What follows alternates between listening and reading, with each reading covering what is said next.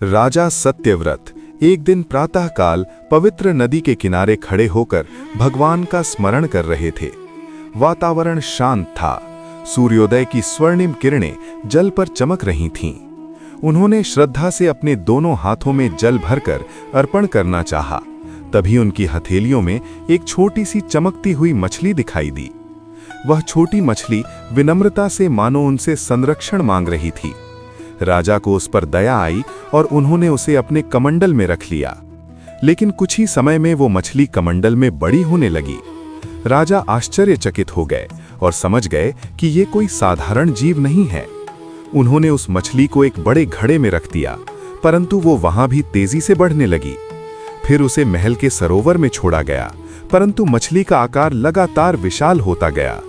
अब वो सरोवर भी उसके लिए छोटा पड़ गया। राजा ने उसे समुद्र में ले जाकर छोड़ दिया।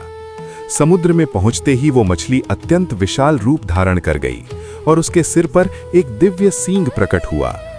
तब राजा सत्यव्रत समझ गए कि ये स्वयं भगवान विष्णु का मत्स्यावतार है। उन्होंने विनम्र होकर उन्हें प्रणाम किया।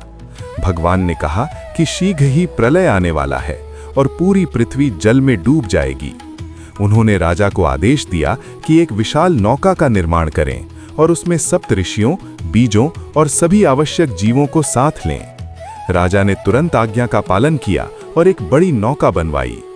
कुछ ही समय में आकाश में घने बादल छा गए और भयंकर वर्षा शुरू हो गई। नदियां उफान पर आ गईं और चारों ओर जल ही जल दिखाई देने लगा।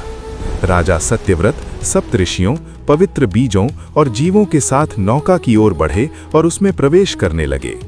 देखते ही देखते पूरी पृथ्वी जलमग्न हो गई और नौका विशाल समुद्र में तैरने लगी। उसी समय भगवान मत्स्य पुनः प्रकट हुए। उनका दिव्य स्वरूप समुद्र के मध्य चमक रहा था।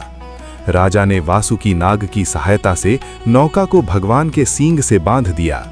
भगवान मत्स्य उस नौका को प्रचंड लहरों के बीच सुरक्षित मार्ग पर ले जाने लगे। तभी गहरे जल से एक असुर प्रकट हुआ जिसने वेदों को छिपा लिया था।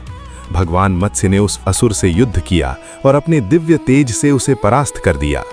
उन्होंने वेदों को सुरक्षित वापस प्राप्त किया और उन्हें पुनः सुरक्षित रखा।